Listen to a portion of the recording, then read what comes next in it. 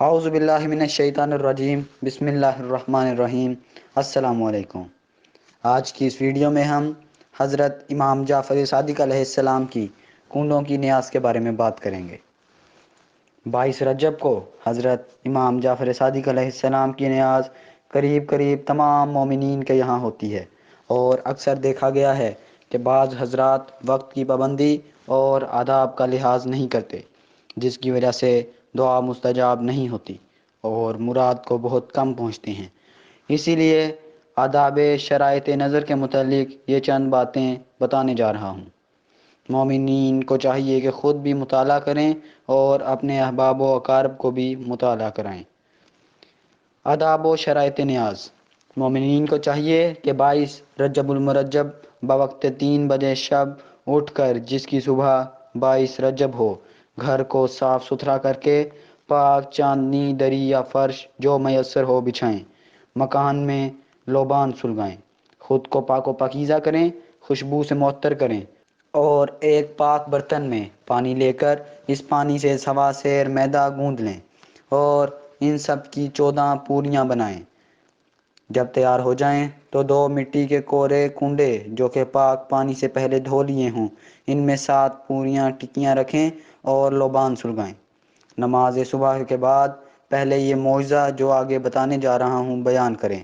اس کے بعد امام جعفر صادق علیہ السلام کی نیاز دیں اور دعا مانگیں، انشاءاللہ مراد پوری ہوگی۔ اس نیاز کو گھر سے باہر ہرگز نہ نکالیں، ایک مقام پر مومنین کو بٹھا کر کھلائیں۔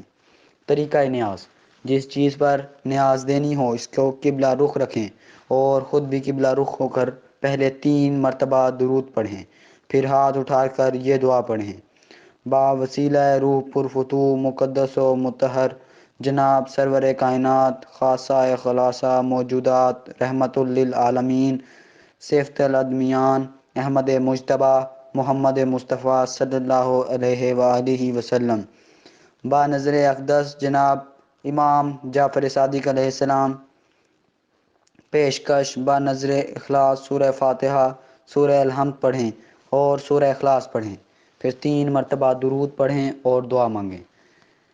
معجزہ: کسی شہر میں ایک لکڑہارا نہایت مفلس اور نادار تھا۔ وہ مصیبت زدہ ہر روز جنگل سے لکڑیاں کاٹ کر لاتا اور فروخت کر کے بمشکل اپنا اور اپنے بال بچوں کا پیٹ پالتا تھا۔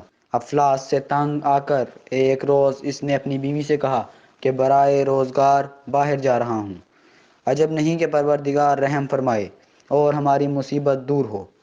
یہ کہہ کر لکڑہارا رزق کی تلاش میں دوسرے شہر میں گیا، لیکن بدقسمتی سے وہاں بھی اس کی تقدیر نے ساتھ نہ دیا۔ ہر وقت دل میں سوچتا کہ کچھ پیسے ہو جائیں تو اپنے شہر جاؤں اور بال بچوں کی خبر لوں، لیکن کچھ نہ ہو سکا۔ اسی فکر و پریشانی میں 12 سال بیت گئے اور اس عرصے میں نہ تو اس نے بال بچوں کو کچھ بھیجا اور نہ ہی ان کی خبر لی۔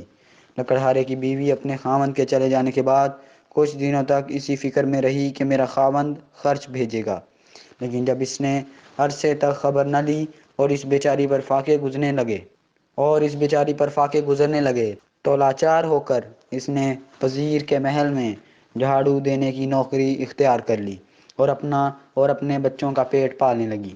ایک روز لکڑہاری نے خواب میں دیکھا کہ میں وزیر کے محل میں جھاڑو دے رہی ہوں کہ یکایک مولا و آقائے دو جہاں جناب امام جعفر صادق علیہ السلام اپنے اصحاب کے ساتھ صحن خانہ وزیر میں تشریف لائے۔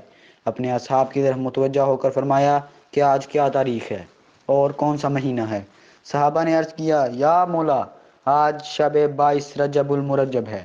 تب حضرت نے اپنی پاک زبان سے ارشاد فرمایا کہ کوئی شخص کیسی ہی مشکل میں مبتلا ہو یا کسی ایسی ہی سخت حاجت نے پریشان کر رکھا ہو، اسے چاہیے کہ سوا سیر میدے کی پوڑیاں بنا کر ہمارے نام کی نظر 22 رجب المرجب کو بوقت نماز صبح دلوا کر حق سبحانہ تعالیٰ کی درگاہ میں ہمارے واسطے سے اپنی حاجت طلب کرے، انشاءاللہ حاجت پوری ہوگی۔ جس وقت خواب میں لکڑہاری نے حضرت کا یہ کلام سنا، اس وقت بصدق دل نظر کرنے کی نیت کی اور 22 رجب المرجب کو بوقت صبح نماز سے فارغ ہو کر نظر کو موافق حکم جناب امام علیہ السلام پورا کیا۔ اب ذرا لکڑہاری کے شوہر کا حال سنیے۔ یہاں تو 22 رجب المرجب باوقت صبح یہ لکڑہاری نظر امام علیہ السلام دلا رہی تھی، اور وہاں لکڑہارا درخت پر چڑھا ہوا لکڑیاں کاٹ رہا تھا، تو اس کے ہاتھ سے کلہاڑی چھوٹ کر زمین پر گری۔ اس نے کلہاڑی کو جو نکالا تو دفینہ کا شعبہ ہوا، اور اس جگہ کو اس نے کھودا تو معلوم ہوا کہ ایک بڑا خزانہ دفن ہے۔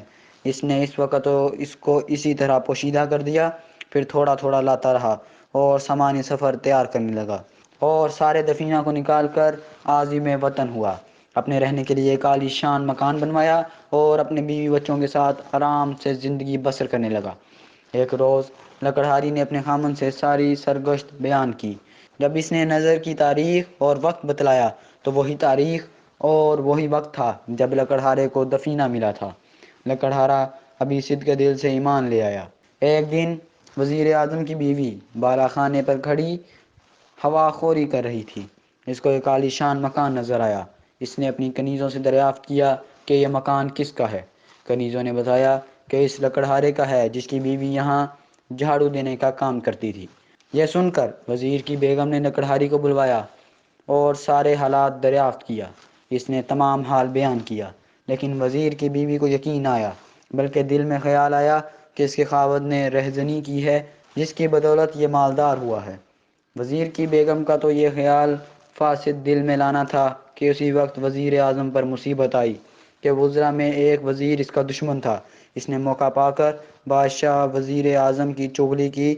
اس نے غبن کیا ہے، حضور عالی جناب اسے طلب فرمائیے۔ بادشاہ نے اسی وقت وزیر اعظم کو بلا کر حساب طلب کیا۔ وزیر صحیح حساب نہ دے سکا اور بادشاہ غضبناک ہو گیا۔ وزیر اعظم کا سارا مال و اسباب ضبط کر کے اس کو اور اس کی بیوی کو نکال دیا۔ وہ دونوں بھوکے پیاسے چلے جا رہے تھے۔ خربوزہ کا کھیت نظر آیا۔ وزیر اعظم نے اپنی بیگم سے 2 درہم لے کر جو اتفاق سے اس کے پاس رہ گئے تھے، اس کا خربوزہ خرید کر رومال میں باندھ لیا کہ کسی جگہ اطمینان سے بیٹھ کر کھائیں گے۔ اتفاق سے جس دن وزیر اعظم پر عتاب آیا تھا، اسی دن شہزادہ بھی شکار کو گیا اور رات تک واپس نہ آیا۔ تو پریشان ہو کر بادشاہ نے اپنے وزیروں سے مشورہ کیا کہ ساری رات گزر گئی اور شہزادہ ابھی تک واپس نہیں آیا۔ اسی وزیر اعظم نے جس نے وزیر اعظم کی چغلی کھائی تھی، بادشاہ سے عرض کیا کہ مجھے ایسا معلوم ہوتا ہے کہ وزیر اعظم نے باوجہ دشمنی موقع پا کر شہزادے کو قتل کر دیا۔ یہ سن کر بادشاہ نے وزیر اعظم کی گرفتاری کا حکم دے دیا۔ سپاہی گئے اور وزیر اعظم اور اس کی بیوی کو پکڑ لائے۔ اس وقت تک وزیر اعظم نے اس خربوزہ کو نہ کھایا تھا، بلکہ اسی طرح رومال میں بندھا ہوا تھا۔ اسی حالت میں گرفتار ہو گیا۔ بادشاہ نے دیکھا کہ رومال میں سے خون چھلک رہا ہے، اور رومال کھول کر دکھلایا تو اس میں شہزادے کا سر نظر آیا۔ بادشاہ اپنے بیٹے کا سر دیکھ کر رونے لگا اور حکم دیا کہ رات بھر وزیر کو قید رکھو، صبح کو قتل کر دینا۔ وزیر اعظم اور اس کی بیوی جیل میں بھیج دیے گئے۔ وزیر اعظم نے اپنی بیوی سے دریافت کیا، یہ بات اب تک معلوم نہیں ہو سکی کہ ہم پر یہ ناگہانی مصیبت کیسے آ گئی، کون سا گناہ ہم سے ایسا سرزد ہوا جس کی سزا بھگت رہے ہیں۔ اس پر وزیر اعظم کی بیگم نے لکڑہارے کا قصہ بیان کیا اور کہا کہ مجھے اس نظر کا اور حکم امام جعفر صادق علیہ السلام کا یقین نہ آیا تھا۔ وزیر اعظم نے اپنی بیوی سے کہا، اس سے بڑھ کر اور کیا خطا ہوگی، تو نے اپنے وقت کے امام جعفر صادق علیہ السلام کے حکم کو جھٹلایا ہے۔ توبہ کر، امام کا فرمانا درست ہے۔ الغرض دونوں رات بھر گریہ وزاری کے ساتھ اپنے گناہوں کی معافی مانگتے رہے، صدق کے دل سے اس نیاز کی بھی نیت کی۔ خداوند عالم نے ان کی توبہ قبول کر لی، اور علی الصبح شہزادے نے شکار واپس آ کر بادشاہ کی قدم بوسی حاصل کی۔ بادشاہ نے شہزادے سے دریافت کیا کہ اسے نور چشم تم اتنے عرصے تک کہاں رہے؟ عرض کیا، حضور شکار نہ ملنے کی وجہ سے میں نے باغ میں قیام کیا تھا۔ بادشاہ نے شہزادے کو محل میں جانے کا حکم دیا اور وزیر اعظم اور اس کی بیوی کو طلب کیا اور رومال اور سر کو بھی طلب کیا جس میں بجائے خربوزہ کے سر نظر آیا تھا۔ اس رومال کو خود کھولا اور دیکھا کہ خربوزہ ہے۔ بادشاہ سخت متعجب ہوا اور وزیر اعظم سے دریافت کیا کہ معاملہ کیا ہے۔ وزیر اعظم نے جو واقعہ اپنی بیوی سے سنا تھا من و عن بیان کر دیا۔ بادشاہ نے یہ سن کر لکڑہارے اور لکڑہاری کو طلب کیا اور ان سے حالات دریافت کیے۔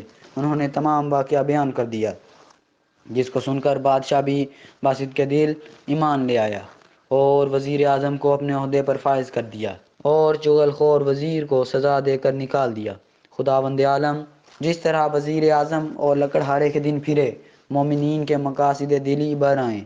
آمین ثم آمین یا رب العالمین۔ اللہم صلی علی محمد و آل محمد۔